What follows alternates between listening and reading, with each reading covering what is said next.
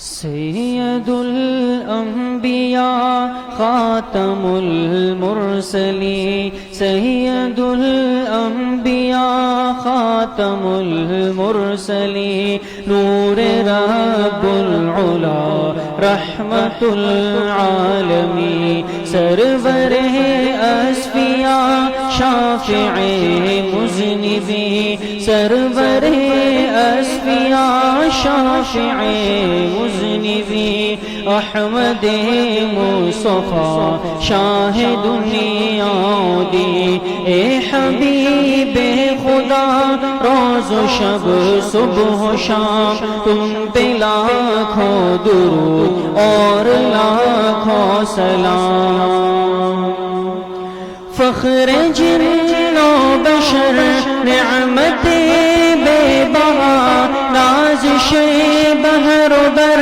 صدر بزم ہدا، فخر جن و بشر نعمت بے بہا، نازش بحر و بر صدر بزم ہدا، کیمیا ہر نظر معجزہ ہر ادا، کیمیا ہر نظر معجزہ ہر ادا، فرش سے عرش پر عشق جلوہ نما، اے حبیب خدا روز و شب صبح و شام تم پہ لاکھوں درود اور لاکھوں سلام، اول نور اور آخر میں ہے مرسلی، مایہ ناز کل اولی آخری، اول نور اور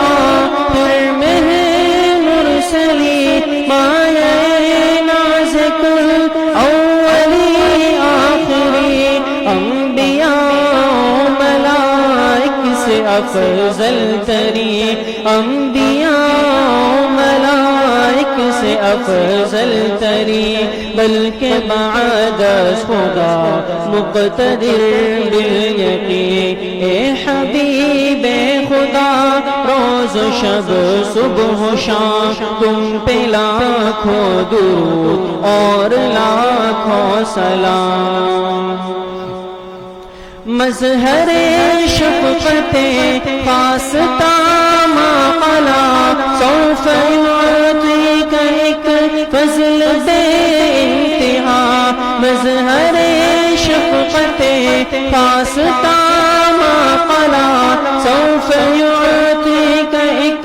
فضل بے انتہا، پھر فتر کی نازش کا تمغہ ملا، پھر فتر کی نازش کا تمغہ ملا، شان عالی پہ روح ہے ہماری فدا، اے حبیب خدا روز و شب صبح و شام تم پہ لاکھوں درود اور لاکھوں سلام، سید الانبیاء خاتم المرسلین، سید الانبیاء خاتم المرسلین، نور رب العلا رحمت العالمین، سرور اصفیاء شافع مذنبین، احمد مصطفیٰ شاہ دنیا دی، اے حبیب خدا روز و شب صبح و شام، اے حبیب خدا روز و شب صبح و شام تم پہ لاکھوں درود اور لاکھوں سلام،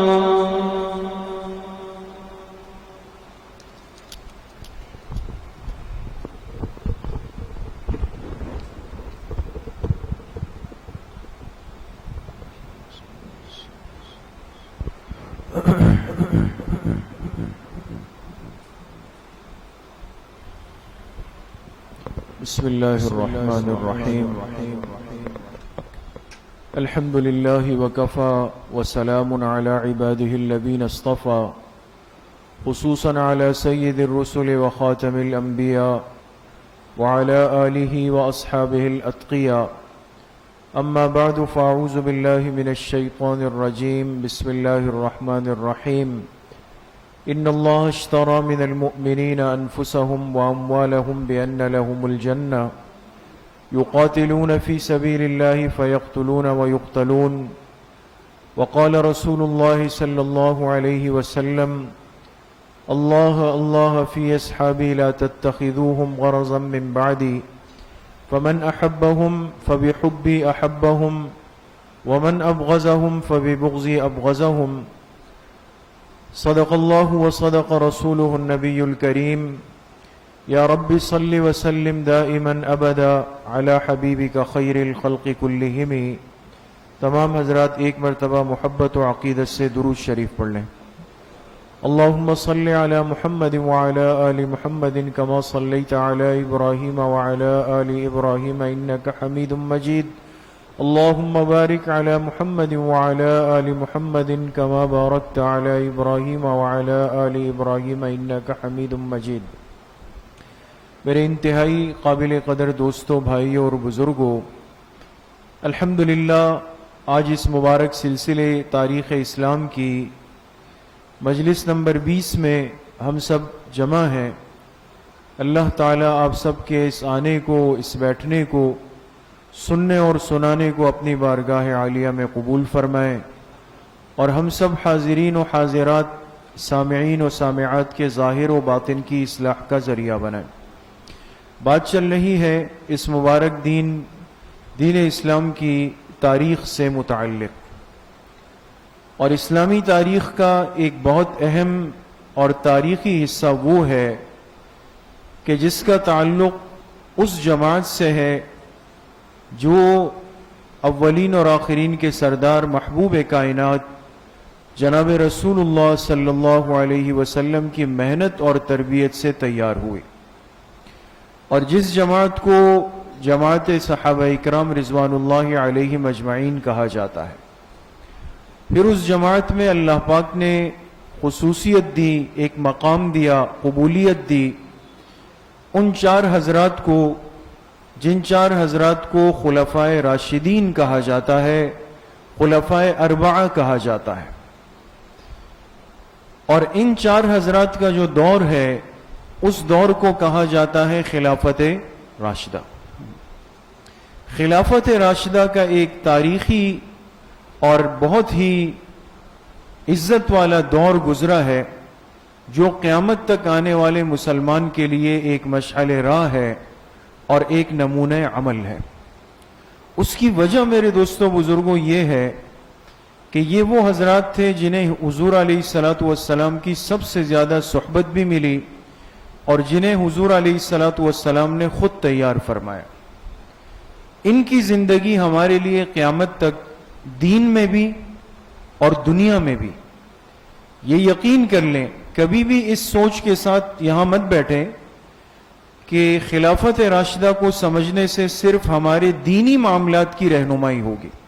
نہیں، دین اور دنیا دونوں کی رہنمائی آپ کو ان حضرات کی زندگیوں سے ملے گی. انہوں نے صرف مسجد کے اندر دین نہیں سکھایا، مسجد کی عبادت امت کو نہیں بتائی، بلکہ جیسے آپ سنتے آ رہے ہیں کہ اللہ پاک کے دین کو لے کر دنیا کے کونے کونے تک پہنچے. انہوں نے تجارت بھی کی ہے، تجارت کرنے والے تاجروں پر بھی ایک نظام رکھا ہے، میدان جہاد میں لڑنے والے مجاہدین اور فوج پہ بھی کنٹرول رکھا ہے. انہوں نے اپنے معاشرے کو، نظام کو، عدل و انصاف کو، قانون کو، ہر چیز کو ایک خوبصورت شکل دی. اس لیے قیامت تک آنے والے انسان کے لیے ایک نمونہ بن گئے اور ایک مشعل راہ بن گئے، جس کا اعتراف مسلمان تو مسلمان، کافروں نے بھی کیا. آپ حضرات جانتے ہیں کہ ہمارے پڑوسی ملک ہندوستان میں ایک بڑے سیاسی شخص گزرے ہیں جن کو نہرو کہا جاتا ہے. نہرو جی کے نام سے مشہور تھے. تو یہ ایک بڑا مشہور واقعہ ہے، آپ بڑے حضرات کے علم میں ہوگا کہ ان کے سامنے تاریخ کا کوئی تذکرہ ہوا، اس لیے کہ پاک و ہند جب تک تقسیم نہیں ہوئے تھے تو مسلمان اور ہندو یہ آپس میں مل کر اور اپنے ایک اجتماعی دشمن یعنی انگریز کو نکالنے کی فکر میں تھے، اور اس کے لیے بڑی قربانیاں دی گئی۔ تو ایک میٹنگ کے اندر یہ بات آئی کہ قربانی کس طرح دی جاتی ہے، ہمارے لیے کون سے لوگ نمونہ ہے۔ تو ایک مسلمان نے کھڑے ہو کر کہا کہ ہمارے پاس ایسے لوگ موجود ہیں کہ جنہوں نے انسانی کھوپڑیوں کے مینار بنائے تھے۔ آپ میں سے کسی کو پتا ہے وہ کون تھے؟ چنگیز خان، جس نے انسانی کھوپڑیوں کا مینار بنایا تھا۔ اب چنگیز خان، ہلاکو خان یہ تھے تو مسلمان، لیکن بڑے ظالمانہ انداز میں انہوں نے انسانیت کی نسل کشی کی اور زور زبردستی پر یہ حکومت قائم کر کے رہے۔ تو ایک مسلمان نے اس میٹنگ میں بھرے مجمع میں کہا کہ ہمارے پاس تاریخ میں ہلاکو خان چنگیز خان موجود ہے۔ یہ بالکل ایک تصدیق شدہ واقعہ ہے جو کئی کتابوں میں لکھا ہے کہ اس کے جواب میں وہ ہندو لیڈر نہرو نے کھڑے ہو کر یہ تاریخی جملہ کہا کہ مجھے بہت افسوس ہوا کہ ایک مسلمان نے اپنی تاریخ میں ہلاکو خان اور چنگیز خان کا نام لیا، جبکہ اس کو یہ یاد نہیں رہا کہ اس کی تاریخ میں ابو بکر و عمر بھی گزرے۔ اس نے ان کا حوالہ نہیں دیا کہ جنہوں نے پوری دنیا کو ایک ایسا تاریخی نظام دیا جو پوری انسانیت کو صحیح ترتیب پر چلانے کے لیے کافی ہے۔ تو یہ ایک زندہ حقیقت ہے دوستو۔ آج چونکہ ہم ان حضرات کی زندگیوں سے بے خبر ہے، ہمیں اپنے ان محسنین کا، ان مخلصین کا، جن کی برکت سے آج ہم صحیح نماز پڑھتے ہیں، صحیح اعمال کرتے ہیں، عبادت کرتے ہیں، آج ہمیں ان کی زندگیوں سے ناواقف کر دیا گیا۔ اسی مقصد سے ہم بیٹھے ہیں۔ خلافت راشدہ کے دور کا آغاز جس صحابی سے ہوا، سب سے پہلے خلیفہ اول کون بنے؟ حضرت ابو بکر صدیق رضی اللہ تعالی عنہ خلیفہ اول تھے۔ کل دور خلافت ان کا کتنا تھا؟ 2 سال 3 مہینے 10 دن، بہت تھوڑا سا وقت ملا ان کو۔ وفات سے پہلے جب ان کو محسوس ہوا تو انہوں نے زیرائے صحابہ کو جو حضور کے بنائے ہوئے تھے، تربیت یافتہ تھے، پچھلی مجلس میں آپ کے سامنے نام آئے، ان کو جمع کر کے ان سے مشورہ کیا کہ آپ کے خیال میں کون ہونا چاہیے۔ سب کا اتفاق ہوا کہ اگر آپ کے بعد اس منصب پر کوئی آنے کے لیے مستحق اور لائق ہے وہ حضرت عمر ابن خطاب رضی اللہ عنہ۔ چنانچہ حضرت عمر رضی اللہ عنہ مسلمانوں کے دوسرے خلیفہ نامزد ہو گئے اور خلیفۃ المسلمین بنا دیے گئے۔ ان کی خلافت پر پچھلی مجلس میں بات شروع ہوئی تھی اور عرض کیا تھا کہ ان کی زندگی کا ایک حصہ وہ ہے جو ولادت سے لے کر خلافت کے ملنے تک کا ہے، دوسرا حصہ وہ ہے جو خلافت سے لے کر وفات تک کا ہے۔ ہماری بات اس حصے پر چل رہی ہے۔ حضرت عمر رضی اللہ عنہ مسلمانوں کے خلیفہ بن گئے اور ان کو اچھا خاصا عرصہ ملا۔ ان کا دور خلافت کتنا ہے؟ 10 سال 6 مہینے اور 10 دن، یعنی 10.5 سال انہوں نے اسلامی دنیا پر حکمرانی کی، اسلامی دنیا پر خلافت کی، 10 سال 6 مہینے اور 10 دن۔ ان کے دور خلافت کے اندر جو بنیادی باتیں ہمیں سمجھنے کی ہے کہ ان کی خلافت کیسے قائم ہوئی۔ آپ کے سامنے بات آئی کہ دین اسلام میں نہ تو کوئی نسلی ترتیب ہے کہ باپ گیا تو اس کی جگہ بیٹا آئے گا، بیٹا گیا تو اس کی جگہ اس کا بیٹا آئے گا، یہ بنیاد نہیں ہے۔ نہ دین اسلام کے اندر بنیاد عقیدت ہے کہ بھئی انسان عقیدت کی بنیاد پر کسی کو وہ منصب دے دے، نہ دین اسلام کے اندر بنیاد اکثریت ہے کہ انسان کہے کہ بھئی زیادہ تر طبقہ یہ کہہ رہا ہے کہ اس کو ہونا چاہیے، اب وہ زیادہ تر چرسی ہو، موالی ہو، ہیروئنچی ہو، ناچ گانے والے ہو، اس کی کوئی پرواہ نہیں۔ دین اسلام نے ان باتوں کی حوصلہ افزائی نہیں کی، بلکہ جو نظام خلافت پیش کیا وہ بیعت کی بنیاد پر تھا۔ حضرت عمر رضی اللہ عنہ کی خلافت پر تمام حضرات نے بالاتفاق بیعت کر لی، مسلمانوں کے خلیفہ بن گئے۔ اب ان کا دور خلافت شروع ہو گیا۔ اب جب دور خلافت شروع ہوا تو ایک مسلمان حاکم خلیفہ کی سب سے پہلی ذمہ داری یہ ہوتی ہے کہ یہ اس اہم منصب پر بیٹھنے کے بعد اپنا کردار، اپنا مزاج، اپنا اخلاق اور اپنے آنے والے لاہ عمل کو اپنی قوم کے سامنے پیش کر دے۔ ایک آئینی خطبہ دیا جاتا ہے۔ حضرت عمر رضی اللہ عنہ نے ایک بڑا تاریخی خطبہ دیا جو پچھلی مجلس میں ہمارے سامنے آیا، اور انہوں نے بڑے ہی خوبصورت اور آسان انداز میں اپنے آنے والے لاہ عمل کو، ترتیب کو مسلمانوں کے سامنے پیش کیا۔ ان کو مطمئن کیا کہ اب تک میرے مزاج میں تم سختی دیکھتے تھے، لیکن پریشان مت ہونا، اب میں نرم ہو جاؤں گا۔ لیکن نرم کن کے لیے؟ جو شریف لوگ ہوں گے، صحیح کردار والے۔ جو بگڑے ہوئے لوگ ہوں گے ان کے لیے عمر اسی طرح سخت رہے گا۔ ایک مضبوط پیغام اس خطبے کے اندر دے دیا۔ اس کے بعد جب دور خلافت شروع ہوا تو ان کے دور میں دین اسلام دنیا کے بہت بڑے حصے تک پہنچا ہے۔ ان حضرات کی خصوصیت یہ ہے میرے دوستوں بزرگوں کہ انہوں نے حضور علیہ الصلوۃ والسلام کی دی ہوئی ذمہ داری کو اپنی ذات تک یا اپنے علاقے تک محدود نہیں رکھا، اس کو لے کر گئے۔ اس کلمے کو دنیا کے ہر گھر تک پہنچانا ہے، اس کے لیے جانا ہے اور اس کے لیے بہت بڑی قربانی دینی۔ حضرت عمر کے دور میں جو کارنامے انجام دیے گئے، جو فتوحات ہوئی، اس پر ہماری بات چل رہی ہے۔ جی، حضرت عمر رضی اللہ عنہ کے دور میں دنیا کے یہ 4 بڑے خطے فتح ہوئے: عراق، شام، مصر، افریقہ۔ اور میں نے پچھلی مجلس میں عرض کیا تھا کہ ہم آج کے دنیا کے نقشے کو نہ دیکھیں، چھوٹے چھوٹے ملک بن گئے ہیں ہم، اور پھر باطل نے ایک ایک ملک کو کئی ٹکڑوں کے اندر بانٹ دیا تاکہ مسلمان کبھی جمع نہ ہو سکے، تقسیم کا عمل چلتا رہے۔ عراق ایک بہت بڑا خطہ ہوتا، شام ایک بہت بڑا حصہ، مصر بہت بڑا حصہ، افریقہ بہت بڑا حصہ۔ سب سے پہلے حضرت عمر رضی اللہ عنہ کی توجہ جو گئی وہ عراق کی طرف گئی۔ اس کی بنیادی وجہ یہ تھی، ابھی ہم فتوحات عراق میں چل رہے ہیں، پچھلی مجلس میں بھی بات ہوئی، آج بھی اسی میں ہوگی۔ اس کی وجہ یہ تھی کہ اس وقت کا جو ایک سپر پاور جس کو کہا جائے، یعنی ایرانی سلطنت، فارسی سلطنت، یہ عراق کے ساتھ جڑی ہوئی تھی۔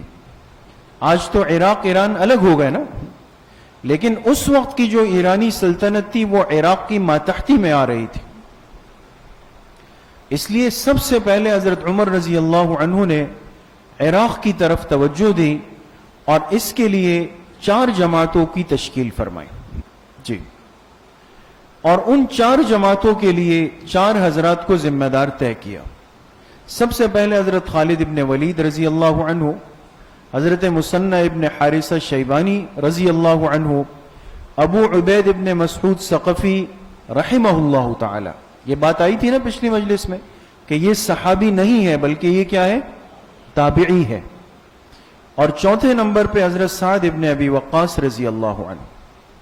ان 4 حضرات کو منتخب کیا کہ یہ ذمہ دار بن کر جائیں گے اور عراق کو فتح کرنا ہے۔ یہاں آگے بڑھنے سے پہلے میرے دوستوں بزرگوں ایک بہت اہم نقطے کی بات سمجھ لیں۔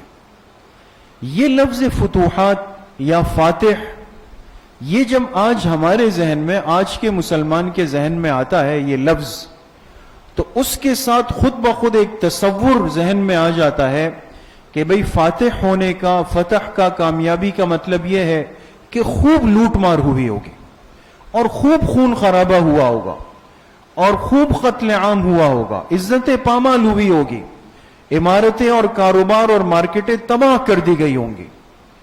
اس کی وجہ میرے دوستوں بزرگوں یہ کہ ہم نے جس ماحول اور جس معاشرے میں آنکھ کھولی ہے، ہم نے اس دنیا کے فاتحین کو یہی کرتے ہوئے دیکھا کہ وہ جس ملک کے اوپر آئے تو وہاں کی آبادی کو نیست و نابود کر دیا۔ ایک فرد کو جو ان کا مطلوب ہے کہ یہ میرا مجرم ہے. یہ تو ماضی قریب کی بات ہے نا. ایک مطلوب کے لیے آئے اور لاکھوں مسلمانوں کا خون بہا دیا, اس ملک کو تباہ و برباد کر دیا, اس کی معاشیات کو بالکل ختم کر دیا, صرف شبے کی بنیاد پر کہ یہ مجھ پہ حملہ کر سکتا ہے.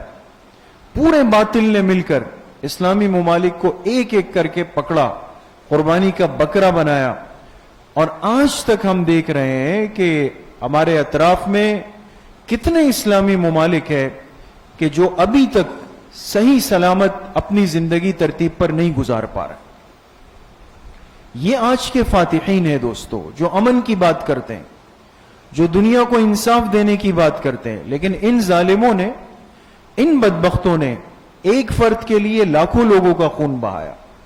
انہوں نے بے قصور لوگوں کو کئی سالوں تک پنجروں کے اندر بند کر کے رکھا.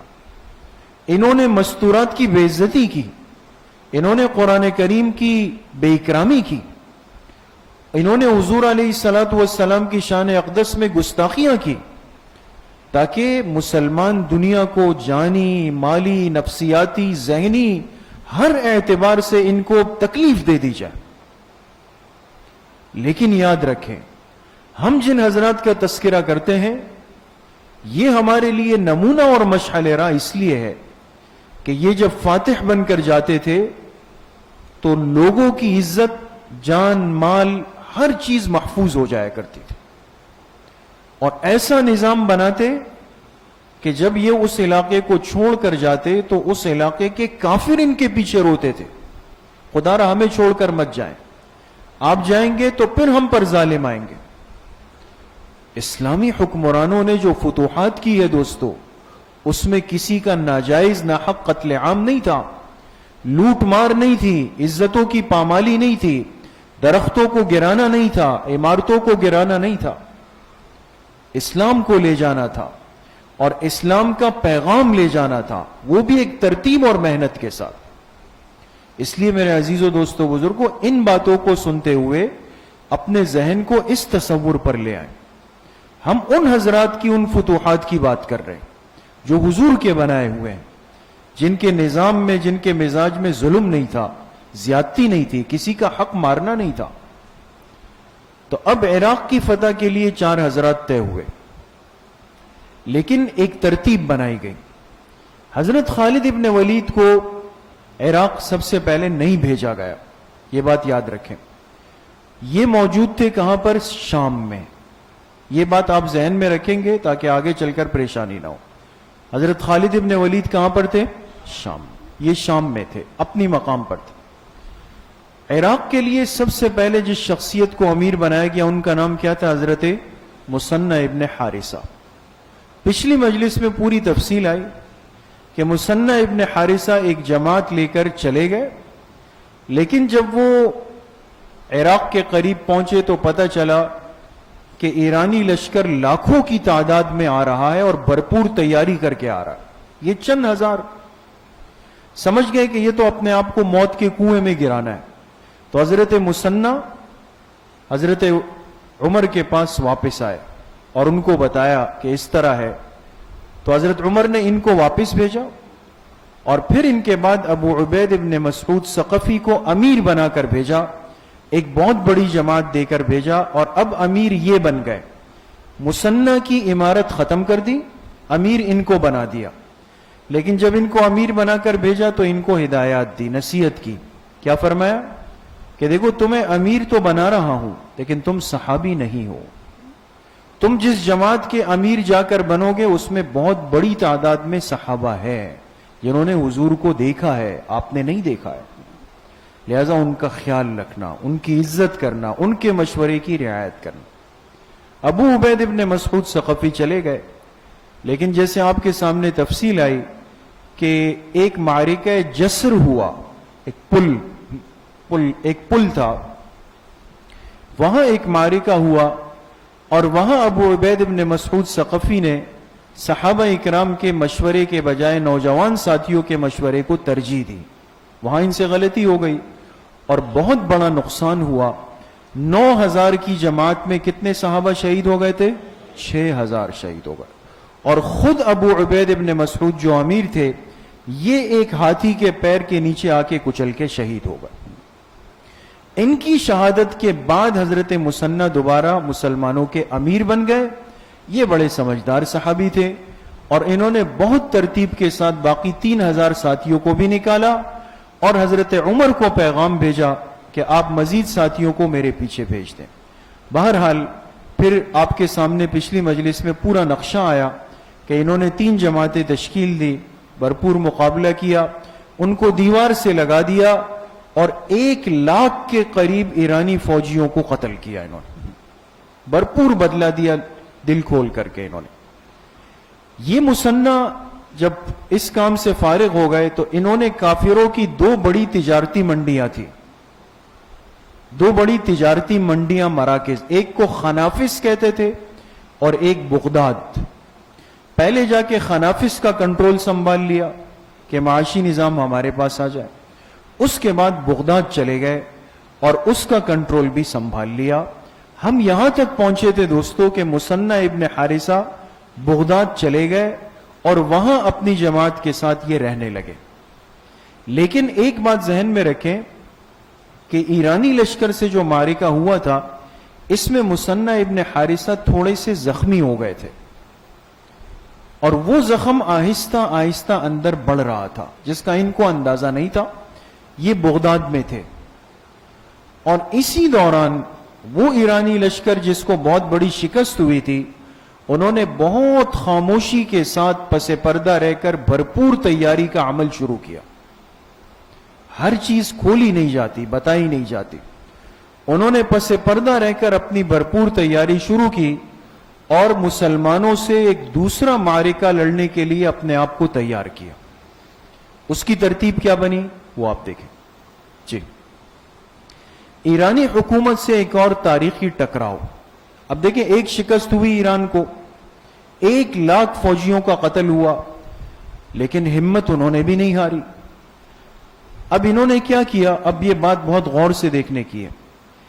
اس وقت ایرانی حکومت کی حکمران ایک عورت تھی، ایک فارسی عورت ان پہ حکومت کر رہی تھی۔ سب سے پہلا کام کیا کیا انہوں نے کہ اس کو اتار دیا، عورت کو اس کے منصب سے۔ یعنی اتنا ذہن ان کا بھی کام کر رہا تھا کہ ایک عورت کے پاس چاہے کتنا ہی علم ہو، ذہانت ہو، مہارت ہو، فطانت ہو، سب کچھ ہو، لیکن میدان لڑائی، میدان جنگ یہ مردوں کا کام ہے۔ اس کے لیے سب سے پہلے ہمیں اپنے قائد کے لیے کوئی مرد لانا پڑے گا۔ یہ فیصلے کیے کافروں نے کیے، آج ہم اس پہ آپس میں لڑتے ہیں۔ تاریخ کو پڑھنا چاہیے کہ جب حالات سخت ہو جائے تو فیصلے بھی سخت کرنے پڑتے ہیں۔ تو ایک حکمران عورت کو اتار دیا۔ کیا کیا؟ شاہی خاندان کے ایک نوجوان تھے، اس کا نام تھا یزدگرد۔ یہ نام یاد رکھیے گا دوستو۔ یزدگرد کو ایرانی حکومت کا حکمران بنایا گیا۔ ایک یہ فیصلہ کیا، اور جنگی اور حربی نظام کا ذمہ دار ایک نوجوان پہلوان رستم کو بنایا گیا۔ یعنی حکمرانی بھی ایک نوجوان یزدگرد کو دے دی اور اپنا جو چیف تھا فوج کا وہ بھی ایک نوجوان رستم جو بڑا پہلوان طاقتور اس کو بنا دیا۔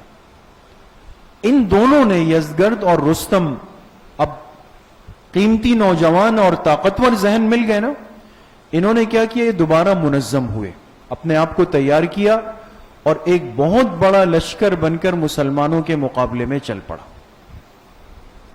یہ اطلاع حضرت مثنی نے جو بغداد میں تھے اور جن کو زخم لگ گیا تھا، انہوں نے یہ اطلاع مدینہ منورہ بھیجی حضرت عمر کو رضی اللہ عنہ کو کہ حضرت دوبارہ سے ایرانی لشکر تیاری کر کے آ رہا ہے بہت بڑی تعداد میں، لہذا ہمیں افرادی طاقت کی بہت بڑی ضرورت ہے۔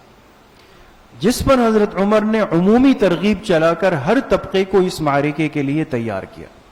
مسلمانوں کے خلیفہ تھے، لہذا خود منبر پر بیٹھے اور کہا کہ اب بتاؤ کون کون تیار ہے، اس لیے کہ ایرانی لشکر پھر آ رہا ہے، ہمیں افراد چاہیے، طاقت چاہیے۔ ان کی ترغیب پر ہر طبقے کے صحابہ، یہاں تک روایات میں آتا ہے کہ وہ صحابہ جو کہ احد میں، وہ صحابہ جو کہ صلح حدیبیہ میں وہ صحابہ جو کہ فتح مکہ میں یعنی بڑے بڑے حضرات، وہ حضرات صحابہ اکرام بھی تیار ہوئے، اور خود حضرت عمر نے اس موقع پر ایک بڑا فیصلہ کیا کہ میں اس جماعت کا خود امیر بن کے جاؤں گا اور جا کے وہاں ایرانی لشکر سے خود مقابلہ کروں گا اور اپنے پیچھے اپنا نائب حضرت علی ابن ابی طالب رضی اللہ عنہ کو بنا دوں گا۔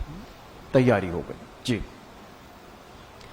یہ جو معرکہ ہوا ہے ابھی آگے ذکر آئے گا، اس کو کہا جاتا ہے تاریخ میں معرکہ قادسیہ۔ قادسیہ ایک جگہ کا نام ہے دوستو، یہ بڑا تاریخی معرکہ ہوا ہے، معرکہ قادسیہ ہوا، اور اس کے لیے حضرت عمر نے بھرپور تیاری کی۔ اس معرکے میں دوستو ہمیں 4 باتیں سمجھنی ہیں، اس کی اہمیت، اس کے لیے روانگی کی ترتیب، اس میں سفارت کا ایک کردار، اور پھر بالآخر معرکہ شروع ہوا۔ یہ 4 باتیں ہمارا موضوع ہے، اس میں سے جو باتیں آج ہوں گی وہ انشاءاللہ آپ کے سامنے آ جائے گی جی۔ اس معرکے کی اہمیت کیا تھی جی؟ 2 باتیں، ایک تو یہ کہ اس میں نفیر عام ہوا، نفیر عام، دوسرا یہ کہ اس میں خلیفۃ المسلمین حضرت عمر خود نکلے، جیسے میں نے عرض کیا، حالانکہ عام طور پہ ایسا نہیں ہوتا۔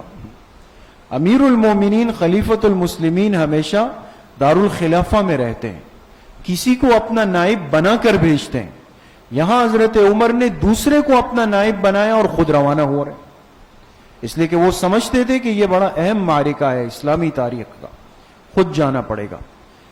اب نفیر عام کا کیا مطلب ہے دوستو، اس بات کو سمجھیں۔ یہ نفیر عام یہ شریعت کی ایک اصطلاح ہے جس میں ہر فرد کو دفاع کے لیے نکلنا پڑے اور وہ اجازت کا محتاج نہ ہو۔ یہ بڑی اہم بات ہے دوستو۔ اب دیکھیں مثال کے طور پہ دنیا میں کہیں بھی جہاد ہو رہا ہے، مسلمان حالت جہاد میں، کشمیر ہے، فلسطین ہے، عراق ہے، یہ جتنے علاقے ہیں جہاں پہ جہاد کا عمل چل رہا ہے، ایک مثال دے رہا ہوں آپ کو۔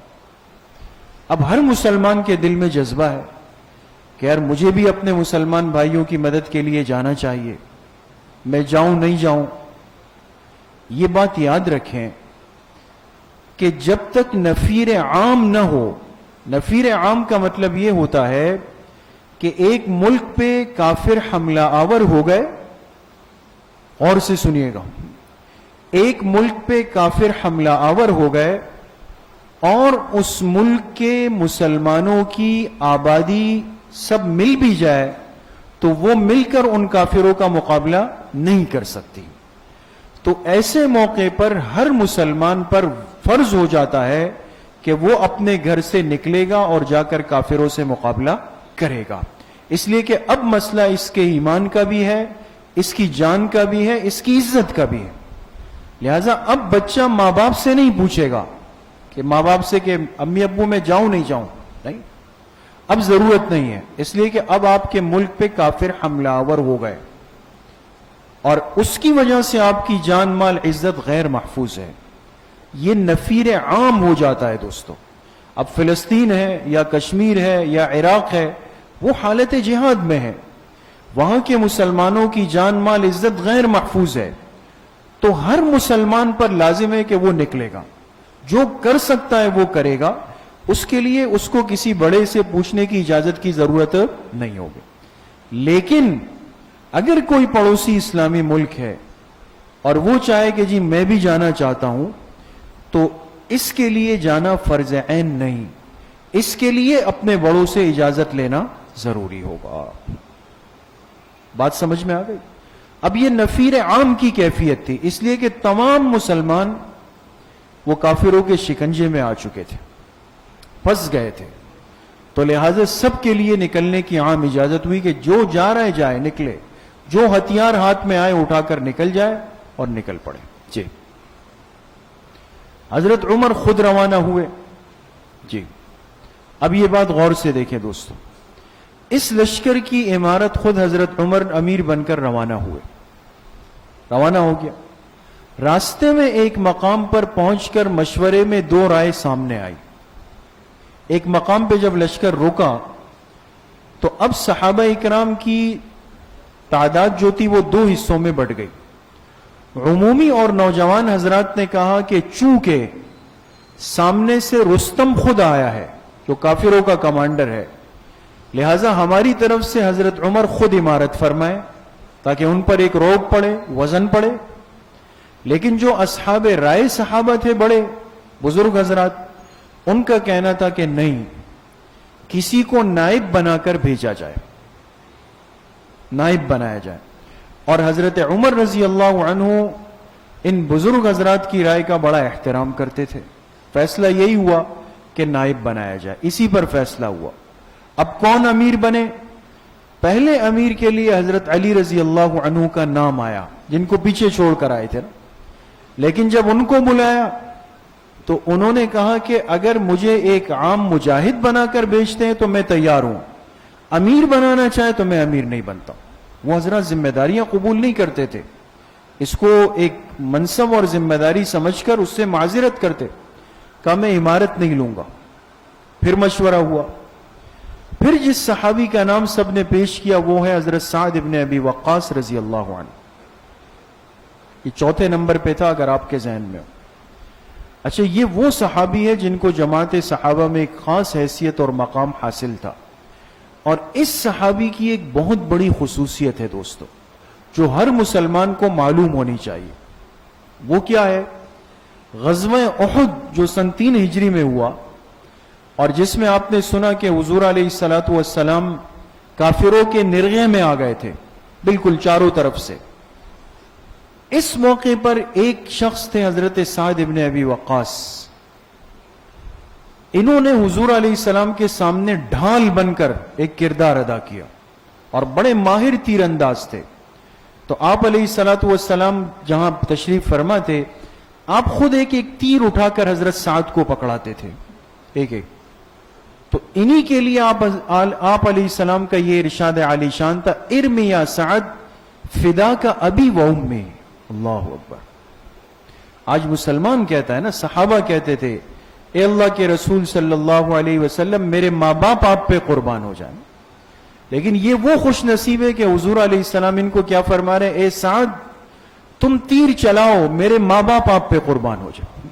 اللہ، یہ خوش نصیبی ان کے حصے میں آئی تھی، ان کا نام آیا.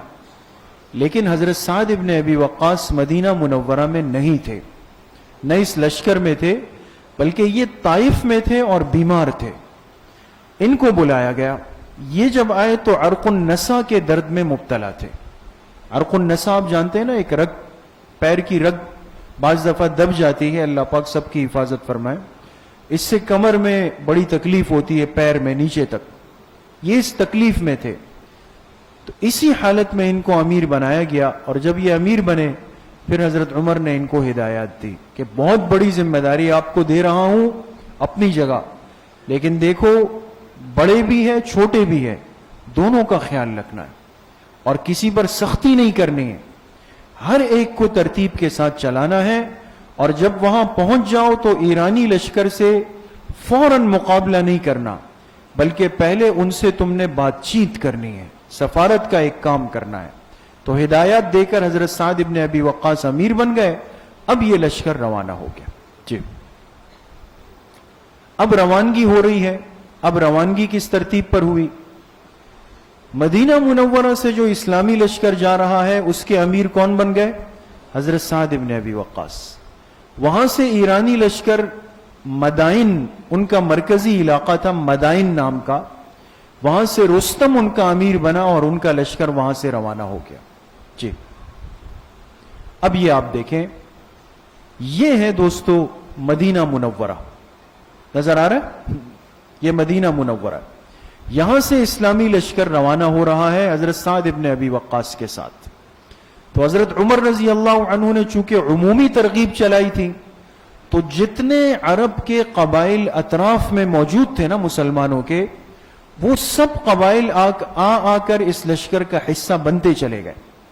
اب مدینہ کے قریب بنو سلیم، عامر، حوازن، ثقیف، کنانہ، یہ مشہور قبائل تھے، یہ آ کر اس لشکر میں شامل ہو گئے.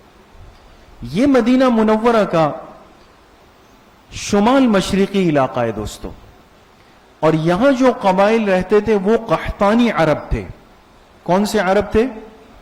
ہم نے سیرت طیبہ میں پڑھا ہے، اور اب آپ لوگ کو یاد ہونا چاہیے کہ حضور علیہ الصلوۃ والسلام عرب کے جس سلسلے میں آئے وہ کون سا تھا؟ عدنانی۔ وہ کون سا سلسلہ تھا؟ اس کا بھی ذکر آئے گا۔ ایک تھا قحطانی، ایک تھا عدنانی۔ اب قحطانی عرب کے جو قبائل تھے یہ ہے عبد القیس، بکر ابن وائل، تمیم، رباب، اسد، طے، دومت الجند، القضاع، یہ شمال مشرق سے آ کے اس لشکر میں شامل ہو گئے۔ ایک حصہ یہ تھا، یہ مدینہ منورہ کا جنوب ہے، اس میں عدنانی عرب رہتے تھے۔ سمجھ میں آ گئے؟ اور یہ عدنانی جن سے حضور علیہ الصلوۃ والسلام تشریف لائے، اور اس میں صدا، کندہ، یمن، ہمدان، بجیلہ، خثعم، ازد، مراد، یہ سارے قبائل یہ سب آ کر اس لشکر میں شامل ہو گئے، اور اب اسلامی لشکر روانہ ہوا عراق کو فتح کرنے کے لیے۔ جی یہ آپ دیکھ سکتے ہیں، یہ دیکھیں مدینہ منورہ ہے، ٹھیک ہے؟ اسلامی لشکر یہاں سے روانہ ہوا پورے قبائل کے ساتھ، چلتے چلتے چلتے چلتے چلتے یہ ایک مقام ہے، اس کا نام ہے زرود۔ اس جگہ کا نام کیا ہے دوستو؟ زرود نامی جگہ ہے۔ جب حضرت سعد ابن ابی وقاص اتنا بڑا لشکر لے کر زرود پہنچے، یہاں اطلاع ملی کہ مسلمانوں کے جو سابقہ امیر تھے حضرت مسنہ، آپ کو یاد ہے وہ کہاں پر تھے؟ بغداد میں۔ ان کو زخم لگ گیا تھا نا، وہ بغداد میں۔ وہ زخم بڑھتے بڑھتے بڑھتے پھیل گیا، اور زرود میں اطلاع آئی کہ حضرت مسنہ رضی اللہ عنہ اس زخم کی وجہ سے انتقال فرما گئے۔ یہ بیچ راستے میں اطلاع آ گئی، یہ ایک خبر پہنچی۔ یہاں سے حضرت سعد ابن ابی وقاص پھر گئے، روانہ ہو گئے، اب عراق جانا ہے۔ سیراف ایک جگہ ہے، یہاں پہنچ گئے۔ سیراف، اب یہاں بہت غور کرنے کی، سمجھنے کی بات۔ جب سیراف پہنچے تو حضرت مسنہ جن کے انتقال کی خبر آئی تھی نا دوستو، حضرت مسنہ، ان کے بھائی تھے حضرت معنہ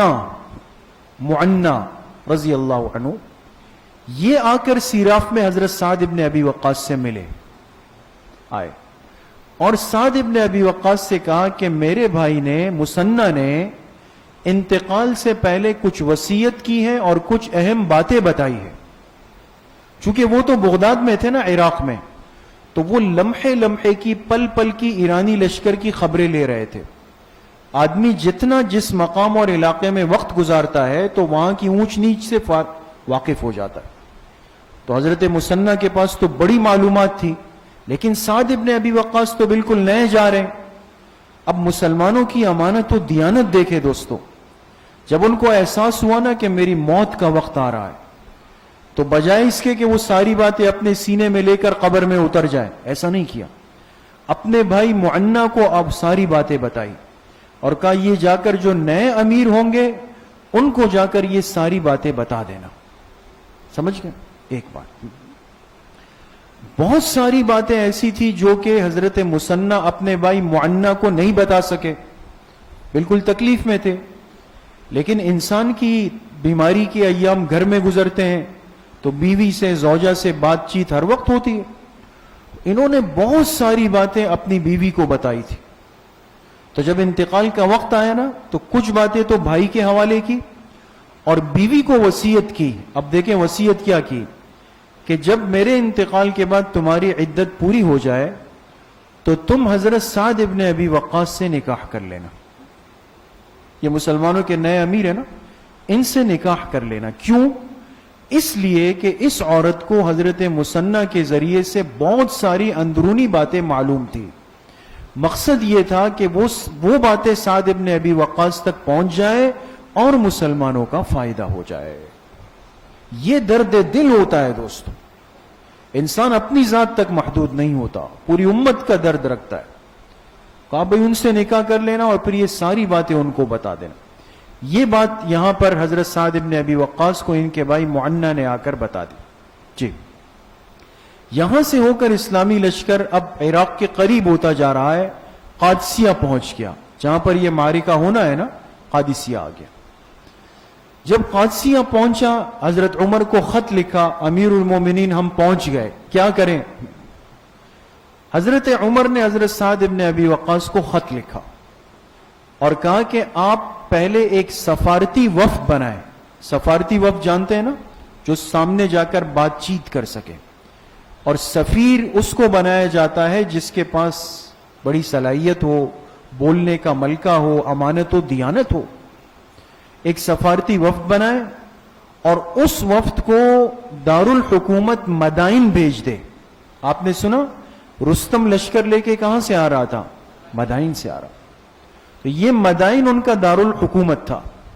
تو کہا دیکھو فوراً تلوار مت چلانا، پہلے مدائن اپنا وفد بھیج دو تاکہ ان کے بادشاہ یزدگرد سے سفارتی بات چیت ہو سکے. آپ اپنی اسلامی تاریخ کو دیکھیں، یہ تاریخ ہے، آپ بتائیں اس میں کہاں پر ہمیں یہ تاثر یا تصور ملا کہ مسلمانوں نے بے دردی سے قتل عام کیا یا بغیر کسی سے بات کیے ہوئے، دعوت دیے ہوئے، سفارت کیے ہوئے تلوار چلا دی؟ اسلامی تاریخ میں آپ کو نہیں ملے گا. ہماری اسلام کی روشن تاریخ یہ کہ جہاں تک ہو سکے انسان دعوت سے، بات چیت سے، صبر و تحمل سے بات بنائے. خون بہانا مقصود نہیں ہے دوستو کہ خون کی ندیاں بہا دی جائے، ایک سفارتی کردار. تو اب ایک وفد بنایا گیا جس نے جا کے یزدگرد سے ملاقات کرنی تھی، لیکن اس کے لیے ظاہر سی بات ہے ان صحابہ کو چنا گیا جن کے اندر بولنے کی صلاحیت بھی تھی اور ایمانی جذبہ بھی تھا. جی اب سفارت کے لیے چند حضرات منتخب ہوئے. جی 2 سفارتیں ہوئی ہے دوستو. آج کی مجلس میں ہم پہلی پر بات کریں گے. جس سفارتی وفد نے جا کر کس سے ملاقات کی؟ یزدگرد جو ایرانی حکومت کا حکمران تھا، اور رستم تو امیر تھا، لشکر کا جرنیل تھا. تو ایک وفد جو ہے یزدگرد کے دربار میں پہنچا اور اس سے ملاقات کی تاکہ جا کر اس کو ہم اپنے آنے کا مقصد بتا سکیں. جی یہ دیکھیں، یہ ہے سابات. یہاں پر ایرانی لشکر رستم کی قیادت میں پہنچ گیا ہے، یہاں پہنچا ہوا ہے، اور مسلمانوں نے اپنا سفارتی وفد بنا کر بھیج دیا. کہاں پر؟ مدائن میں. بھئی پہلے بات چیت کی جائے گی. مدائن میں یزدگرد کے دربار میں صحابہ اکرام پہنچ گئے. جب وہاں پہنچے تو یزدگرد نے کہا کہ تمہیں یہاں کا راستہ کس نے دکھایا؟ تمہیں کس نے کہا کہ بھئی آ کر ہمارے ملک آؤ، ہم سے لڑو، ہم سے بات کرو؟ بھئی تم عرب کے لوگ ہو، جا کے عرب میں اپنی زندگیاں گزارو، ہم سے کیوں چھیڑ چھاڑ کرتے ہو؟ تمہارا مقصد کیا ہم پر قبضہ کرنا ہے، ہم پر حکمرانی کرنا ہے، یا تمہیں ہماری زمین چاہیے؟ اپنا مقصد بتاؤ، آئے کیوں؟ اس موقع پر جو صحابہ اکرام نے بات کی ہے وہ آپ حضرات دیکھیں. سب سے پہلے جو متکلم بنے وہ تھے حضرت نعمان ابن مقرن رضی اللہ عنہ. یہ بڑے جری، بہادر اور انتہائی صاحب ایمان صحابی. انہوں نے بات شروع کی. انہوں نے کہا کہ ہم دنیا سے بت پرستی اور شرک مٹانے کی کوشش کرتے ہیں اور تمام دنیا کے سامنے اسلام پیش کرتے ہیں. کیوں؟ اس لیے کہ اسلام کے ذریعے ہی انسان سعادت انسانی حاصل کر سکتا ہے. اگر کوئی شخص اسلام قبول نہیں کرتا تو اس کو چاہیے کہ وہ اپنے آپ کو مسلمانوں کی حفاظت اور سرپرستی میں سپرد کر دے اور جزیہ ادا کرے. یہ دوسرا آپشن ہے، یا تو اسلام قبول کر لے یا مسلمانوں کی ماتحتی میں آ کے جزیہ ادا کرے. لیکن اگر وہ کہے کہ جی نہ تو مجھے سچا دین قبول کرنا ہے نہ جزیہ دینا ہے، تو اگر وہ اسلام اور ادائے جزیہ دونوں باتوں سے انکار کرتا ہے تو پھر اس کے اور ہمارے درمیان تلوار فیصلہ کرے گی. یہ بات کس نے کی؟ حضرت نعمان ابن مقرن یزدگرد. وہ معمولی آدمی نہیں تھا، پورے ایرانی قوم کا قائد تھا. پہلے سے غصے سے بھرا ہوا جب اس نے سنا تو اپنے تخت سے اچھل گیا، لال پیلا ہو گیا، اور اس نے پہلا جملہ یہ کہا ان صحابہ سے کہ تم بھوکے ننگے لوگ ہو, تم ابھی تک مردار کے چمڑے کھا کر زندگیاں گزار رہے تھے, تمہاری زندگیاں فاقوں میں گزری ہے, ایک ایک کھجور پر تم ایک دن گزارنے والے لوگ ہو, اور آ کے مجھ سے بات کر رہے ہو. غصے میں آ گیا. اس لیے کہ جو بدباطن قسم کا آدمی ہوتا ہے, اس کی سوچ ہمیشہ مادیت, مال پر ہوتی ہے کہ بھئی فلاں کے پاس مال نہیں, وہ غریب قلاش. وہی تانا دیا, کہا تم خود بھوکے لوگ ہو, تمہیں کس نے اختیار دیا کہ آ کر مجھ سے بات چیت کرو. جب اس نے یہ تانا دیا اور یہ بات کی تو ایک اور صحابی آگے بڑھے. جی, حضرت قیس ابن زرارہ رضی اللہ عنہ, انہوں نے بڑی عجیب بات کی. انہوں نے کہا سنو, تم نے جو عرب کی حالت اور اہل عرب کی کیفیت بیان کی نا, کس سے کہا؟ یزدگرد سے کہا کہ تم نے جو کیفیت بیان کی نا کہ ہم بھوکے ننگے لوگ اور ایک کھجور پر گزارا کرنے والے, کہا در حقیقت ہم تو اس سے بھی بدرجہ زیادہ خراب اور ناقص حالت میں تھے. آپ نے تو کم کہا ہے, ہم تو ایمان سے پہلے اس سے بھی بری حالت میں تھے. لیکن اللہ تعالیٰ نے ہم پر بڑا فضل و احسان کیا کہ ہمارے ہدایت کے لیے اپنے نبی کو بھیجا, جس نے ہم کو صراط مستقیم کی ہدایت دی, حق و صداقت کے دشمنوں کو مغلوب و ذلیل کیا, اور دنیا میں فتوحات ہونے کا ہم کو وعدہ دیا. بس تمہارے لیے اب مناسب یہی ہے کہ تم ہم کو جزیہ دینا منظور کر دو یا اسلام قبول کر لو, ورنہ ہمارے تمہارے درمیان تلوار فیصلہ کر دے گی. بات وہیں پہ آ کے ختم کی. اب وہ غصہ, اور اس غصے پر جب یہ بات سنی اور زیادہ غصے کے اندر پھول گیا, اور اس نے کہا کہ اگر دنیا کے قانون میں سفیر کو قتل کرنا درست ہوتا میں تم دونوں کو ابھی قتل کر دیتا, لیکن میرے ہاتھ دنیاوی قانون کی وجہ سے بندھے ہوئے ہیں, وہ میں نہیں کر سکتا ہوں, چھوڑ رہا ہوں تمہیں. لیکن اپنے فوج سے جو دربار میں تھے کہا ان کو یہاں سے نکال دو, اور فرمایا ایسے نہیں نکالو, جب میرے دربار سے باہر نکلو تو باہر زمین سے ایک مٹی جمع کر کے ایک ٹوکرے میں ڈال دو, اور وہ ٹوکرا قیس ابن زرارہ کے سر پہ رکھ دو. یعنی یہ ان کو ایک ذلیل کرنے کے لیے, اہانت کے لیے یہ فیصلہ کیا یزدگرد کا. اس نے غصے میں مٹی کا ایک ٹوکرا بھرا اور ان حضرات کے حوالے کیا. تو حضرت قیس نے کیا کہا, یزدگرد کو کہا کہ تم نے خود اپنی مٹی ہمیں دے دی, لہذا فیصلہ تو ہو گیا کہ ہم غالب آ گئے. اور یہ پوری کہانی ان حضرات نے لکھ کر اپنے امیر حضرت سعد ابن ابی وقاص رضی اللہ عنہ کو لکھ کر بھیج دی کہ اپنے امیر کو کہ ہم آئے تھے, ہم نے ان کو دعوت دی, ان کے ساتھ انداز سے بات کی, لیکن اس نے نہ تو بات قبول کی بلکہ مٹی کا ٹوکرا ہمارے سر پہ رکھ کر ہمیں بھیج دیا ہے. لہذا اب لگ یہ رہا ہے کہ مقابلہ ہی ہوگا. یہاں تک پہنچ گئے دوستوں؟ جی, اب مقابلہ ہوگا, معرکہ ہوگا. اب مسلمان رستم کے سامنے جو ان کے لشکر کا کمانڈر تھا اس کے سامنے پیش ہوں گے, اور یہ تاریخی معرکہ ہوگا. انشاءاللہ اس پر آئندہ مجلس میں بات کریں گے. اللہ کریم مجھے بھی آپ سب کو صحیح عمل کی توفیق نصیب فرمائے. وآخر دعوانا ان الحمدللہ رب العالمین. الحمدللہ رب العالمین والصلاة والسلام علی سید الانبیاء والمرسلین سیدنا و مولانا محمد.